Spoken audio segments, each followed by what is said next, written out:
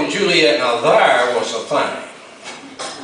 It's a story about how this boy and this girl fell in love with one another. Don't you see? It is. And everything would have been all right for them, except their daddies didn't get along. They didn't. And when the play opens, Juliet's daddy is throwing this big fancy dress ball, and he invited the whole town to be there, but he didn't invite none of Romeo's people to come. And his buddies learned of it, and they put him up to slipping on a costume and slipping in at this party. And he was a spunky kind of a boy, and he done it. He done it, and he got there, and everything was going good, till all of a sudden this girl, Juliet, comes down the stairs. And he was so struck by her that he gave a soliloquy right there. He did. And it wasn't about being or not being. It was about doing or not doing. Well, the do's, they went out over the don'ts, and so what he done was, he got her by the hand and he started to take her out in the yard. And we'll never know what it was they was going to do out there. We won't, because this fella, Tybalt, recognized Romeo for who he was and come up on him trying to start a fight. But Juliet's daddy, he didn't want no bloodshed in his living room right there. He didn't, so all he done was he run Romeo off. But Romeo didn't go straight home. No, he didn't. He went out and he hid in the yard till everybody had left the party, and then when they had all went, he popped up and looked around. And he seen this light coming from way off yonder, and he said to himself, he says, "Hark," he says, "what light by yonder window shines." He did. And let me tell you, Juliet stepped out of her bedroom window onto this stoop, and she gave us a soliloquy. She did, friends, and somewhere in it, she says, "Romeo, Romeo," she says, "wherefore art thou, Romeo?" And he popped up and he says, "I'm right here." Well, as it happened, there was this great big pea vine growing up to where she was standing there on the stoop. And so, Romeo, being the spunky kind of boy he was, he clumb up it. He clumb up it, and that's where they had that balcony scene. And they hadn't been there but a few minutes till he asked her to marry him. And that shows that he was an honorable boy about it all. Well, she says, "When?" And he says, "Right now." And that shows he wasn't up there for no light courting. He wanted to get on with it. Well, back then, the reason everybody lived in castles was that there were so many of them to put up at night and all.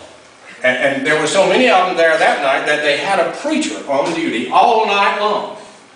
Friar Lawrence was his name. And so Romeo and Juliet went downstairs and woke up Friar Lawrence and told him what it was they wanted to do. And he thought that was all right.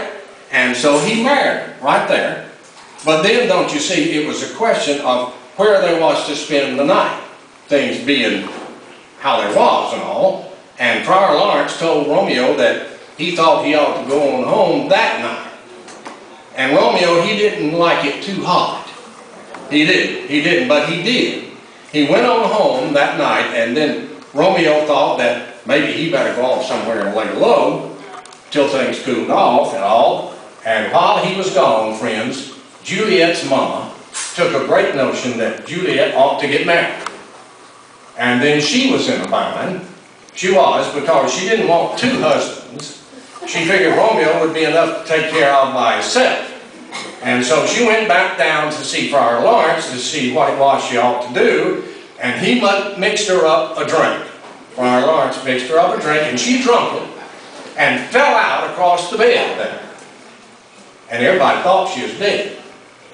And they had this big pretty funeral and laid her out in this family tomb and all. And before Friar Lawrence could get word to Romeo that she wasn't really dead, some of them mean boys that lived in that town told him that she was dead.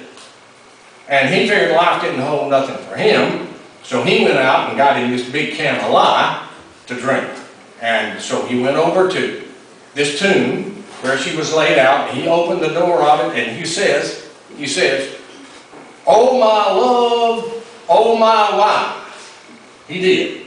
And he went in and he drunk the lye, and he kissed her, and he says, "With this kiss, I die." And he fell out across to there. And he was a big boy for his age, he was, and the impact of him of falling woke her up. And she woke up and didn't know what was going on, and she looked there and seen Romeo laying dead, and then she figured life didn't hold nothing for her, so she grabbed his knife and she run it into herself, and she expired. She did, friend.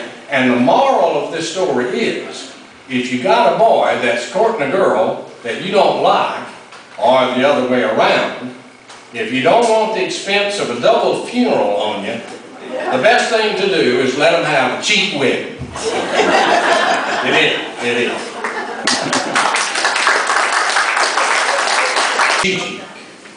There's a scene between two older characters. Mamita, played by Hermione Gingold, and Honoré, played by Maurice Chevalier. And in this scene, Mamita and Honoré meet accidentally.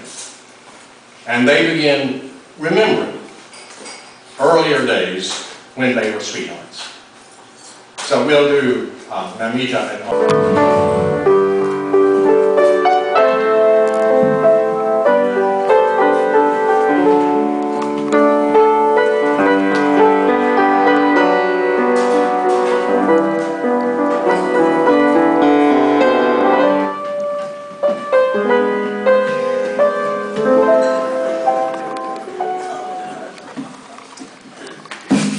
Mamita, is that really you? Honoré? How is it that we meet here after all these years? May I join you? Yes.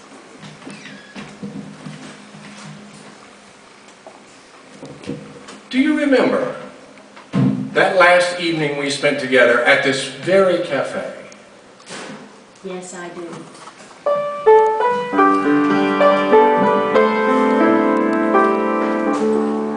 We met at 9. We met at 8.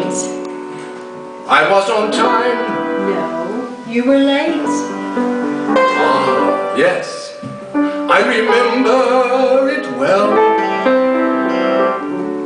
We dined with friends. We dined alone. A tenor sang. A baritone. Ah, yes.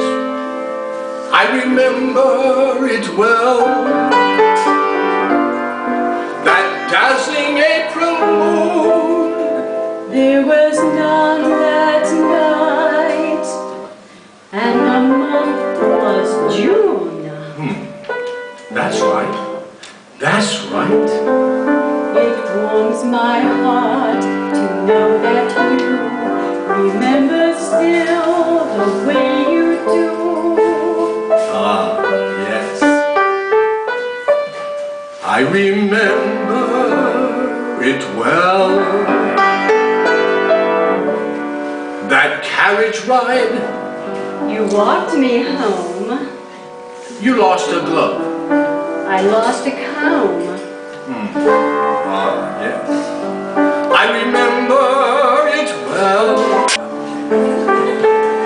That brilliant sky. We had some rain. Those Russian songs. From sunny Spain. Ah, yes. I remember it well. You wore a gown of gold. I was all in blue. Am I getting old? Oh no, not you. How strong you were, how young and gay, a prince of love in every way. Yes. I remember it well.